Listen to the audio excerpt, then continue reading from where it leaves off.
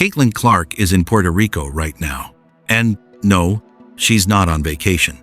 She's not sipping drinks by the pool or posting beach selfies. She's recruiting. While the rest of the league is still popping champagne over the biggest CBA deal in WNBA history, Clark is already 3 moves ahead. She's building relationships with players like Rae Burrell, running workouts, creating chemistry that doesn't show up on any stat sheet. This is a calculated chess move from a player who just dominated the FIBA World Cup qualifiers and walked away with tournament MVP honors. And here's the thing nobody is talking about. That brand new $7 million salary cap everyone's celebrating? It's about to create an absolute nightmare for the Indiana Fever. Because the math doesn't add up. Not even close. Clark knows it. The front office knows it. And what she's doing right now in Puerto Rico might be the only way to fix it. But to understand why this matters so much, you need to see the numbers that nobody wants to discuss out loud. Because once you see them, everything about this offseason changes. Let's talk about what just happened behind closed doors in Midtown Manhattan.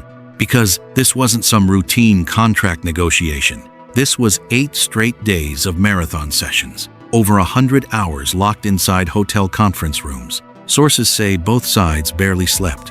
Reporters camped out in lobbies at the Langham Hotel, waiting for any sign of progress. And when the deal finally closed, just before 3 in the morning, someone popped a champagne bottle. Not figuratively, literally. Don't forget to subscribe and turn on the notification bell so you never miss a video. That's how monumental this was. And the numbers back it up. The salary cap jumped from $1.5 million to $7 million. That's not a raise. That's an entirely different sport, financially. The supermax went from $249,000 to $1.4 million. Average player salaries went from around $120,000 to nearly $600,000. Minimum salaries now exceed $300,000. These are life-changing figures for athletes who were flying commercial and splitting rent with teammates just 2 years ago. This was the WNBA's legitimacy moment. After decades of fighting for basic professional standards, players finally secured what they deserved. Charter flights, full off-season pay, parental leave that doesn't force you to choose between having a family and having a career, housing stipends so rookies aren't cramming into tiny apartments just to survive. These aren't luxuries. They're the bare minimum that athletes in every other major professional league have had for years. But here's what everyone's glossing over in the celebration. Higher salaries mean tighter caps. Tighter caps mean harder decisions. Every single contract now carries weight. Every draft pick matters more because rookies come cheap compared to veterans. The league just became significantly more competitive from a structural standpoint. That's great for parity across the board. But for teams trying to build a dynasty around a generational superstar, it's a puzzle with pieces that don't quite fit. And no team feels that pressure more than Indiana. These numbers sound incredible on paper. But for one franchise in particular, they create a problem nobody saw coming. Let's do the math, because this is where the celebration stops and the headaches begin. Caitlin Clark is going to command maximum money. That's not speculation. That's a guarantee. Under the new CBA, there's something called the EPIC provision, exceptional performance on initial contract. It lets players renegotiate the 4th year of their rookie deal early if they hit certain benchmarks. Make an all-WNBA team, you get the max. Win MVP, you get the supermax. Clark already made all-WNBA first team as a rookie. She's on a fast track to earning every dollar the cap allows. Reports suggest her salary jumps from $78,000 to around $530,000 this coming season, with the supermax looming shortly after. Now add Kelsey Mitchell. She's a free agent. She just carried Indiana through one of the most brutal seasons any team has ever endured. 6 players went down with season-ending injuries, and Mitchell held it all together almost single-handedly. She's earned the right to demand top dollar.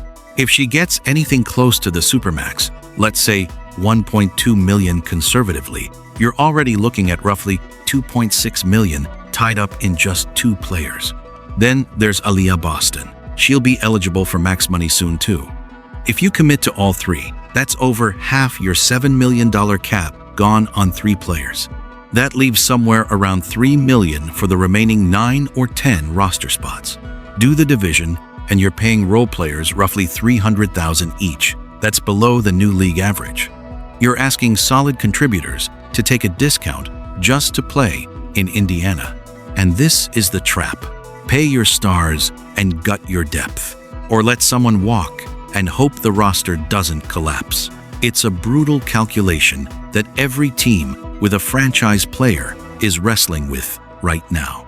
But Indiana has it worse than anyone, because they don't just have 1 star demanding max money, they might have 3. And that's exactly why Clark wasn't just sunbathing in Puerto Rico. Here's what separates generational talents from great players. Great players show up and perform. Generational talents reshape the entire ecosystem around them. And that's exactly what Clark is doing right now. She's not sitting back and waiting for Indiana's front office to figure out the roster puzzle. She's in Puerto Rico, running with Rae Burrell, building chemistry, developing trust, creating the kind of bond that makes a player want to sign somewhere, not because of money, but because of the people. Burrell is the perfect target too. She's a 3-level scorer who's improved every single season since entering the league. In her most recent year with the Sparks, she averaged 7.5 points in just over 18 minutes per game.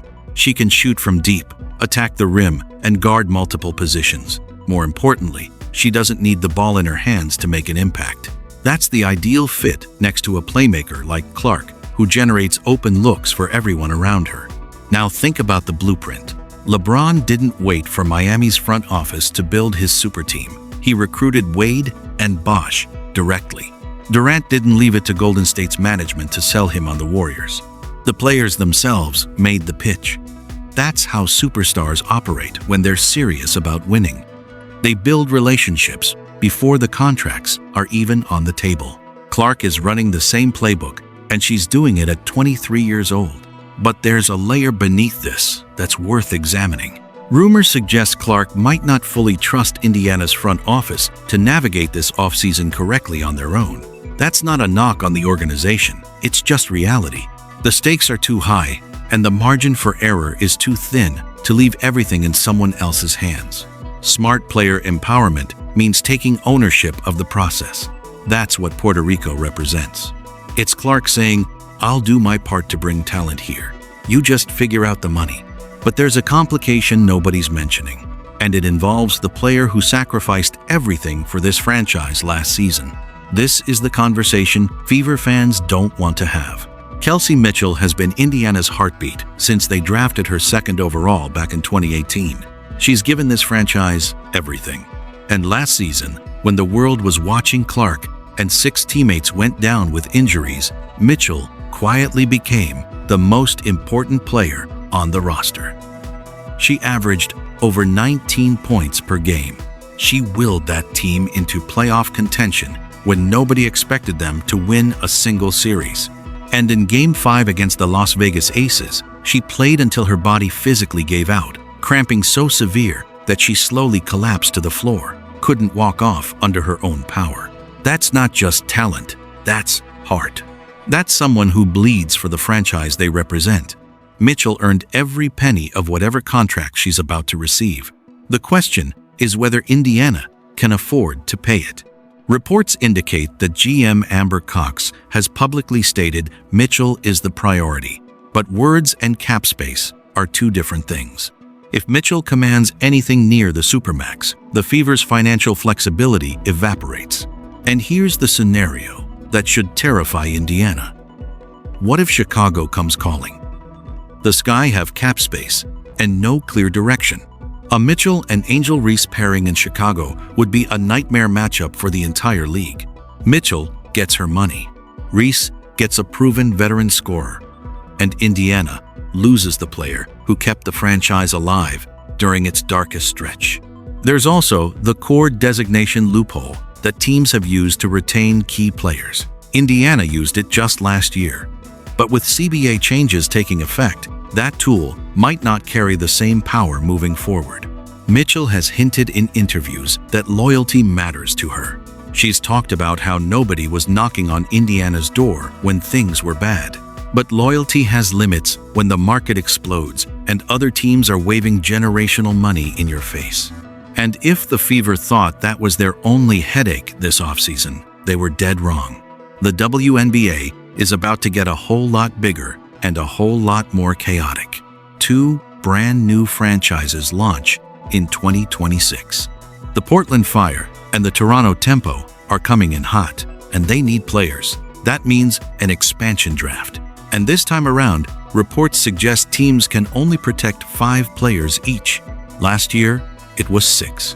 1 fewer protected slot might not sound like much, but it changes everything when you're a team like Indiana trying to hold on to depth pieces while paying stars max money.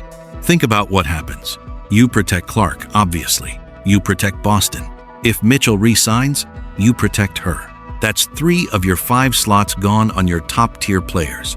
Now you're choosing between protecting role players who contributed to a playoff run or leaving them exposed for Portland and Toronto to scoop up. Either way, you're losing someone of value. That's the cruel math of expansion. And it doesn't stop at 2 teams. Cleveland joins in 2028. Detroit comes in 2029. Philadelphia arrives in 2030. The league is expanding to 18 teams over the next 5 years. That's 6 new rosters that need to be filled. Over 100 players are hitting free agency this offseason alone. It's going to be the most chaotic player movement period in WNBA history by a wide margin. Here's the context that shows just how fast this league is growing. Mark Davis purchased the Las Vegas Aces for roughly $2 million in 2021. By late 2025, that franchise was valued at $310 million. The league has locked in over $2.2 billion in broadcasting deals. Expansion fees alone have generated $925 million. This isn't a niche league anymore. This is big business with real money flowing in from every direction. And all of that growth makes every roster decision even more critical. One wrong move and you fall behind a wave of new teams with fresh cap space and aggressive front offices. But all of this drama exists in the shadow of something even bigger. Clark's personal comeback story. People forget how rough 2025 was for Caitlin Clark. After a rookie season that ended with her winning Rookie of the Year and making all WNBA first team, the basketball world expected her to take another massive leap. Instead, a groin injury and a bone bruise limited her to just 13 games. 13. The biggest draw in women's basketball history was sidelined for most of the season, while her teammates fought to stay afloat without her. The narratives came flooding in. Was she injury-prone? Was the rookie season a fluke? Could her body handle the physicality of the WNBA long-term? Every hot-take artist with a microphone had an opinion. And Clark had to sit there and watch Mitchell carry the load she was supposed to share. Then Puerto Rico happened, and she reminded everyone exactly who she is. In her Team USA debut against Senegal, she erupted for 17 points and 12 assists in just 19 minutes. That assist total was the second highest ever recorded in a FIBA Women's World Cup qualifying game. She went on to average 11.6 points and 6.4 assists across 5 games, leading the United States to a perfect record and earning tournament MVP. Not just good, historic. The cultural impact followed immediately. Her Nike signature shoe campaign continued building momentum. Celebrities started showing up, wearing her merchandise. Her social media presence exploded again. Sophie Cunningham even joked publicly that Clark somehow came back from Puerto Rico still pale, which honestly just shows the kind of chemistry this group has off the court. And that's the recruiting pitch that Clark carries with her everywhere she goes. Come play with me, and you won't just win basketball games. You'll be part of something that transcends the sport entirely. National television coverage, packed arenas, endorsement opportunities that didn't exist for WNBA players 5 years ago. Clark doesn't just elevate her teammates on the court, she elevates their entire brand. Every player in her orbit gets more exposure, more fans, and more opportunities. That's a pitch no salary figure can match. So the real question isn't whether Clark can play at an elite level. She's proven that, beyond any doubt. The question is whether the people around her can keep up with what she's building. Everything comes down to the next 3 months. Free agency opens, the expansion draft looms, and Indiana faces decisions that will define this franchise for the next 5 years. Clark has done everything a superstar can possibly do. She won Rookie of the Year. She dominated international competition. She's recruiting players directly. She's building a culture that attracts talent based on winning, not just money. But none of that matters if the front office can't execute. If Mitchell walks because they couldn't find the cap space. If the expansion draft strips away key depth. If Rae Burrell chooses a bigger paycheck somewhere else over the relationships Clark built in Puerto Rico, the difference between a dynasty and a missed opportunity comes down to decisions being made right now in boardrooms most fans will never see. That Puerto Rico trip wasn't casual. It was the opening move in a championship chess match, and Clark is playing to win. So, here's the question I want you to answer in the comments. Does Kelsey Mitchell stay in Indiana, or does she chase the bag somewhere else? And if she leaves, can the Fever still build a contender around Clark? Drop your take below, because this is the debate that's going to define the entire WNBA offseason. And trust me, you're going to want to say you called it. Stay locked in with my channel Simply Explained, your home for the truth behind the WNBA headlines.